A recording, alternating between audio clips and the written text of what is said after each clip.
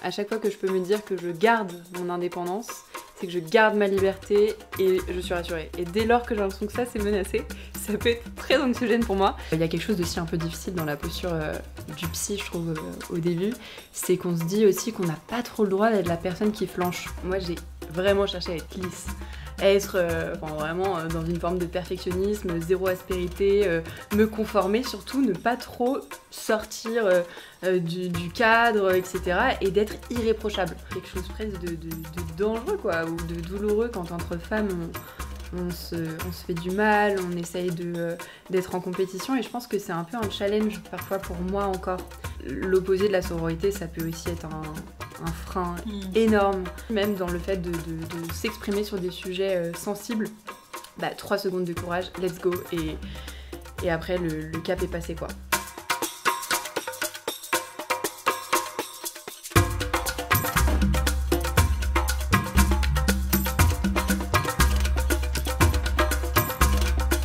Bonjour à toutes et à tous et bienvenue dans cet épisode one-to-one avec Alice en toute intimité que vous avez découvert dans l'épisode justement sur la santé mentale.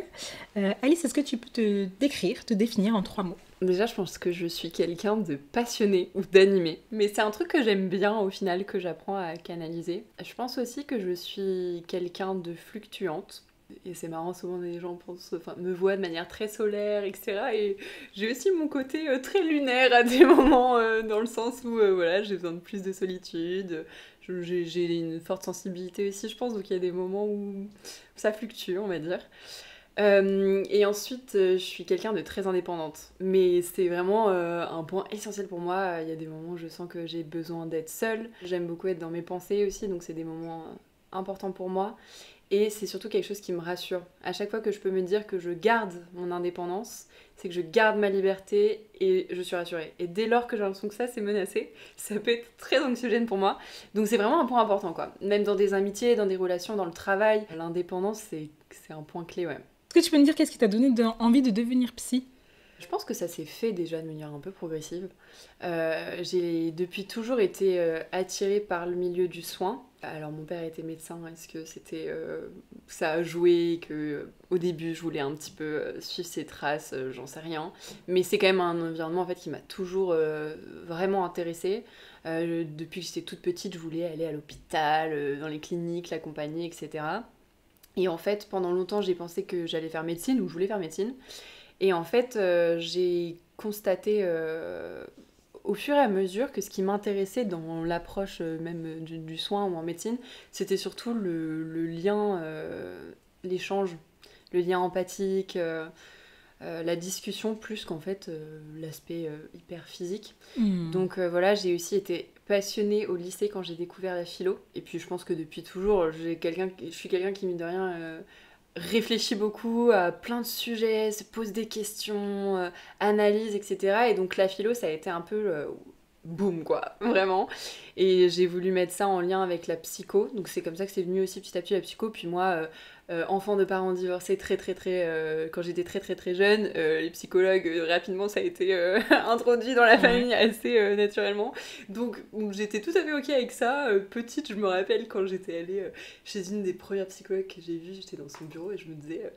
ouais, ça doit être fun comme métier quand même. Enfin, Okay. ça me tente très bien. Je suis curieuse de comprendre ce qu'elle vit. Ça m'avait déjà traversé l'esprit à cet âge-là, je me rappelle. Et voilà, et du coup, je suis partie en philo et en psycho et j'ai mis un peu les deux en lien et passionnant quoi. C'est quoi les challenges de ton métier du coup? Les challenges, je pense que c'est connaître ses limites. Vraiment, surtout quand c'est des métiers de vocation. Enfin, en tout cas, moi, je le vis comme ça. Je le vis vraiment comme une vocation. Il y a tellement de moments où j'ai un peu des arrêts sur image et je me dis c'est ouf ce que je suis en train de vivre. J'ai tellement de chance d'être passionnée par mon métier, d'être animée par mon métier, que ça donne du sens aussi en fait à mon quotidien. Et ça, pour moi, c'est une chance vraiment indescriptible. J'ai l'impression d'avoir trouvé vraiment un but, tu vois, dans mon existence, on va dire. Les challenges, c'est trouver ses limites, ouais. Je pense les identifier parce que justement, quand on est très animé par son métier, on a tendance à pas vouloir, ou en tout cas à difficilement s'arrêter. C'est-à-dire que surtout quand on est lancé, qu'on voit un peu les effets, ou alors au début, juste quand on démarre et qu'on se sent pas très légitime, on a tendance à surinvestir à fond, et en fait, parfois, on s'épuise. Et il y a quelque chose d'aussi un peu difficile dans la posture du psy, je trouve, au début, c'est qu'on se dit aussi qu'on n'a pas trop le droit d'être la personne qui flanche. parce qu'on nous a tellement enseigné comment reconnaître, quoi mettre en place, etc., qu'en fait, quand nous-mêmes, on se retrouve concernés ou qu'on traverse quelque chose de difficile, ou que juste on va moins bien, bah, on a l'impression de devoir réagir plus vite. De se dire, bon, bah, tu peux pas tomber dans le panneau, en gros, que tu connais. Bien sûr. Alors qu'en fait, ça n'a rien à voir. Enfin, là, dans ces cas-là, justement, on n'a plus la neutralité. On est tellement en plein dedans que bah, nous aussi, on est traversé par des choses. Donc voilà, je dirais limite et s'autoriser à rester une personne humaine qui est traversée par des émotions et des événements de vie. Ouais. C'est quoi ton meilleur souvenir? Alors, ça, c'est une question difficile pour moi, parce que je suis quelqu'un qui est extrêmement anxieuse d'oublier les choses. Bah, d'ailleurs, c'est un point sur lequel je vais un peu même travailler en psychothérapie, parce que ça devenait anxiogène pour moi à des moments, au point de me dire, il faut que j'écrive dans un journal. En plus, il y a vachement un peu cette tendance de écrire dans des journaux, etc., tout noter. Et en fait, moi, je m'apercevais que ça devenait complètement obsessionnel si je le faisais. Je voulais tout noter, mais avec beaucoup de détails pour ne pas oublier, comme si vraiment je faisais pas confiance à ma mémoire. Et du coup, je dirais que mes plus beaux souvenirs, déjà, c'est bah, ceux qui reviennent, en fait, très spontanément. Et qui me rassure parce que je me dis c'est dingue, j'ai pas oublié du coup. Et ça me va parce qu'en fait je l'ai pas noté. Enfin voilà, c'est vraiment quelque chose que je fais pas et je fais plus, parce que du coup d'écrire c'était même plus un plaisir, c'était devenu une sorte de contrainte ou d'obligation. Écrire pour pas oublier. Et maintenant j'ai un peu remplacé ça par un autre truc, c'est quand je vis un moment dont je veux me rappeler, je fais une photo mentale, mais vraiment c'est marrant, limite je l'acte un peu physiquement. En gros, je me mets face à la scène ou comme si d'un coup des yeux et... ouais, presque parfois je faisais le geste fut un temps, mais là maintenant c'est vraiment genre ok, je garde ça en mémoire. Et donc voilà, je pense que je peux pas avoir la réponse sur le meilleur souvenir, mais mon rapport au souvenir en tout cas il a changé, et dès qu'il y en a un qui pop-up comme ça, ça me fait sourire, et surtout ça me donne confiance. Voilà, pas besoin de partir dans des traits méga obsessionnels à tout noter, quoi. Ouais, c'est clair. Le cerveau est puissant. Mais du coup, il y en a un, par exemple, qui te vient là tout de suite, tu dis ça, c'était vraiment un bon souvenir. J'ai des souvenirs forts, par exemple, c'est ma remise des diplômes de psycho, j'étais hyper émue. Mais aussi parce qu'il y avait mes 2 parents qui étaient là, et moi j'ai pour le coup pas de souvenirs d'eux ensemble. Donc c'était... et ils se voient très très rarement, etc. Et donc ça c'est un souvenir fort, par exemple, parce que... c'est rare pour moi d'avoir ces images-là. J'ai un souvenir hyper perso aussi j'adore le surf, et c'est un sport qui... Pour moi, c'est là que j'ai découvert la pleine conscience, vraiment, d'être dans le moment présent, etc. L'eau, ça m'apaise beaucoup. Et j'ai des souvenirs au surf. Vraiment, il y a un côté empowerment dans le surf, justement. C'est je peux faire, quoi, je suis capable, t'es un peu seule dans l'eau, tu te débrouilles et tout. Et vraiment, ça m'est arrivé plusieurs fois où genre je surfe une vague, et dessus, je me mets à crier genre waouh, c'est trop génial ce qui se passe, et je tombe dans l'eau, et vraiment toute seule dans l'eau, je suis en mode c'était incroyable, comme si je parlais à des gens, mais il y a genre personne. Et parfois il y a des gens sur la plage qui sifflent parce qu'ils comprennent que je suis trop contente, genre parfois je m'auto-applaudis en mode c'est trop bien, mais grave. Donc ça c'est des beaux souvenirs aussi, ouais. Je suis très contente que tu t'autorises à vivre ces moments-là comme ça avec toi-même et l'eau, c'est magnifique. Exactement. C'est très bien. Si tu pouvais parler à la petite Alice qui a 10 ans, tu lui dirais quoi? Justement, c'est marrant parce que dans mon prénom, je l'ai réalisé il y a peu de temps, genre il y a 1 ou 2 ans. Mon prénom c'est Alice, donc il y a le A privatif devant lisse. En gros, ne sois pas lisse, quoi. Tu vois, le A, il est privatif devant un mot souvent. Et en fait, c'est drôle parce que pendant des années, et notamment à partir de ma puberté, moi j'ai vraiment cherché à être lisse. Être vraiment dans une forme de perfectionnisme, zéro aspérité, me conformer, surtout ne pas trop sortir du cadre, etc. Et d'être irréprochable. Et du coup, je lui dirais, ne cherche pas à être lisse, parce qu'en fait, aujourd'hui, c'est un truc que je suis complètement en train de déconstruire. Et à des moments, ça revient, et je suis là, non. Je veux pas être lisse. Donc je lui dirais, voilà, fais-toi confiance.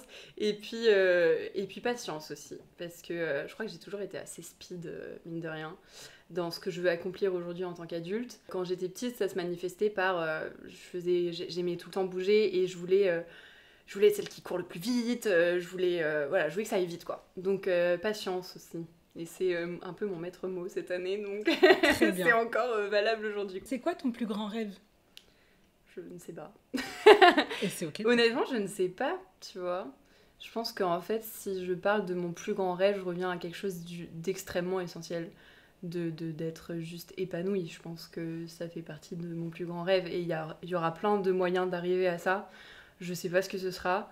mais je me souhaite d'être en paix, quoi. Voilà, je dirais ça. Et c'est quoi ta plus grande fierté aujourd'hui ? Je pense que c'est d'être quelqu'un qui essaye d'aller au bout des choses, quelqu'un de déterminé. C'est-à-dire que ce que je disais un peu tout à l'heure sur la patience, et à des moments j'ai des idées, j'ai envie de m'investir dans quelque chose, et je peux foncer là-dedans, mais je peux aussi très rapidement ne plus être stimulée par ça, et donc parfois lâcher. Et du coup, je pense que je suis assez fière de moi qui me donne les moyens de concrétiser ces choses-là parfois, parce que j'ai envie que ça aille vite, donc forcément je vais trouver rapidement les moyens, donc ça c'est cool, mais petit à petit, où je les concrétise aussi. Par exemple, mes études, c'est une fierté, en réalité c'est un parcours du combattant, je pense pour tout le monde quand même un peu, surtout quand on est très exigeante envers soi, et ça je suis fière d'être allée au bout.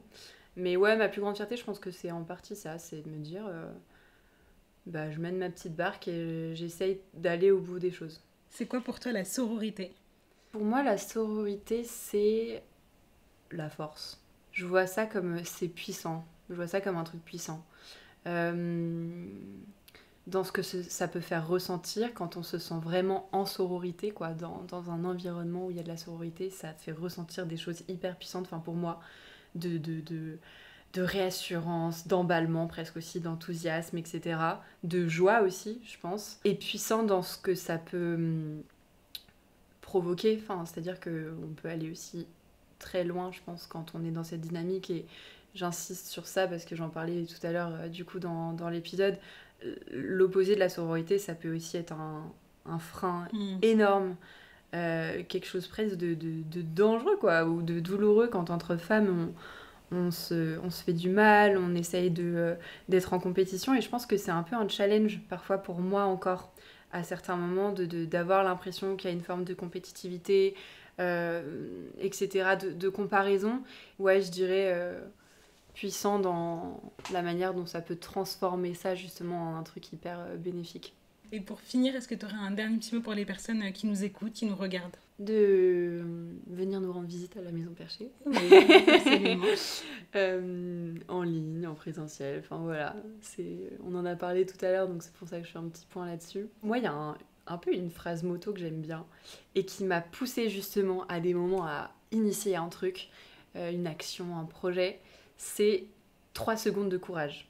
Et même quand il s'agit par exemple de parler de quelque chose, et on a parlé de santé mentale aujourd'hui, et c'est pas forcément facile de franchir ce cap, d'aller en parler à des proches, à un professionnel, au travail, etc.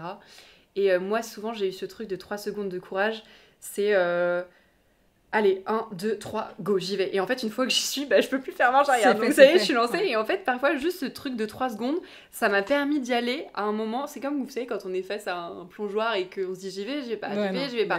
En gros, c'est genre 1, 2, 3, tu comptes, et à 3, t'y vas de toute façon, et tu peux plus remonter une fois que t'as sauté. La chute, elle est là. C'est ça. Mais, et du coup, ça, c'est un truc qui me motive, moi, pas mal. Donc je me dis, même dans le fait de s'exprimer sur des sujets sensibles, 3 secondes de courage, let's go.